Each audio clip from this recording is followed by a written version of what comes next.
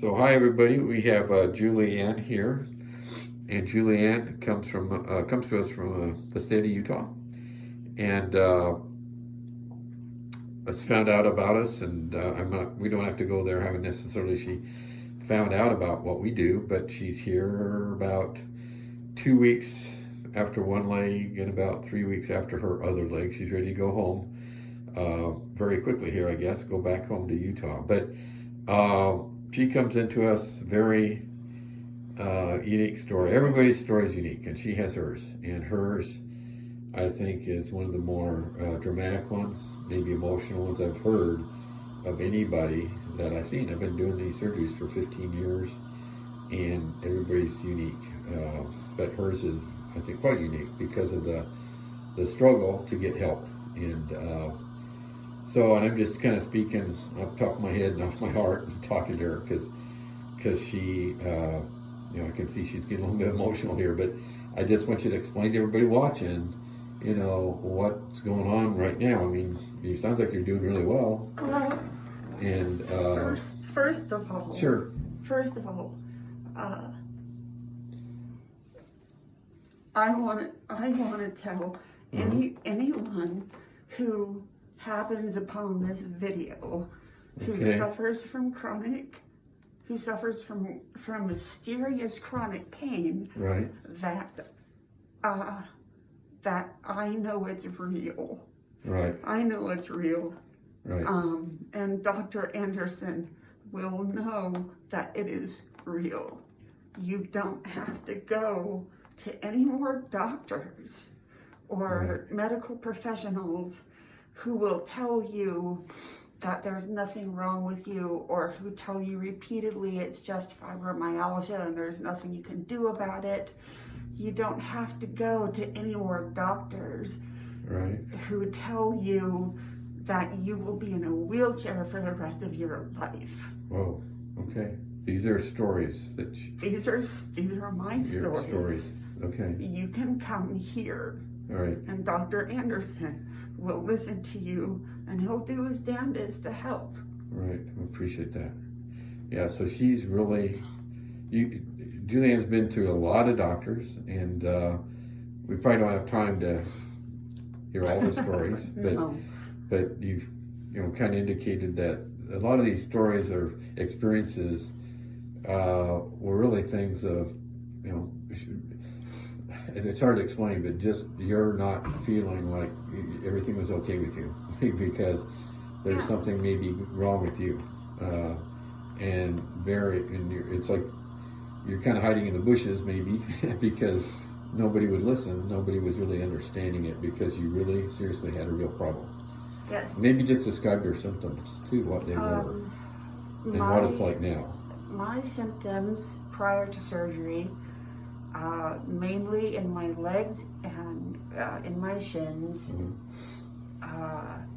felt like my bones were being crushed into a fine powder every single day. I would get flare-ups that you saw that made my skin so painfully hypersensitive. Right. I could not wear clothes some days. I could not put a sheet on over me. I couldn't take a shower because the water hitting my skin hurt so bad. Sometimes that hypersensitivity would last for an hour. Sometimes it would last for months at a time. And so how's that been now? What's the difference? I don't have it anymore. And we have another video of Julianne a few days afterwards, and she's almost complaining that the operated side was numb, but the numbness was really, I think it kind of scared her, like did something wrong happen, but truly it was just a normal feeling leg again, because she has something called, part of her nerve issue is a lot of what we call allodynia, that's a technical term, or a lot of hypersensitivity. So before I could just stroke her legs and she would probably want to pull away from me, right? And now I can kind of touch and even pat on it, maybe squeeze them, and it's really not bothering her. And I couldn't have done that when you first came in, because you'd have, drawn your legs away. Too much. Yeah. It hurt way And too much. So what we did, just for people watching, this is the common perineal nerve area we did surgery on, and this is a superficial perineal nerve. So she's doesn't need anything over these. And then this is the last surgery we did. These are pads that we use, but she's able to walk right away. And how was the pain afterwards? I think the pain was most manageable with just using ice. Right.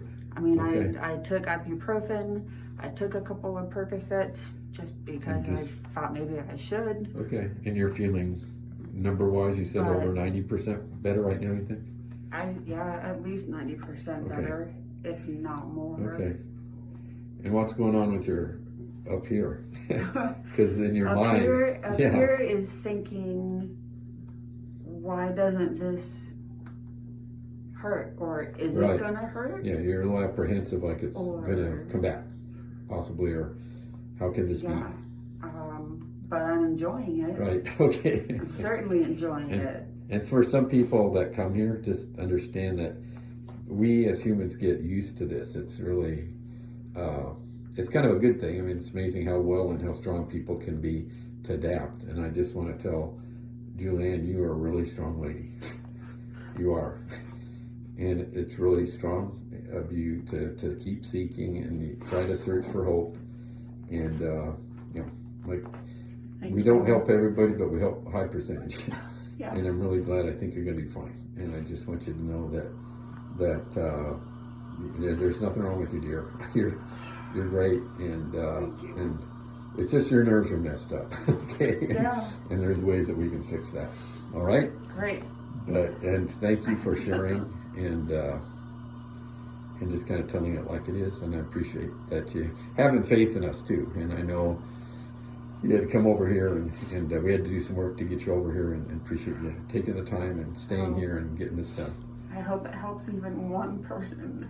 Well, thank you. And I appreciate that too, because that's how we have to grow. It's kind of by word of mouth, and that's why we do these videos. So anyway, if you're watching this on YouTube, please, give us a like or think about subscribing. And we want to thank Julianne again for this has been a really good experience getting to know you better. Okay? Thank you.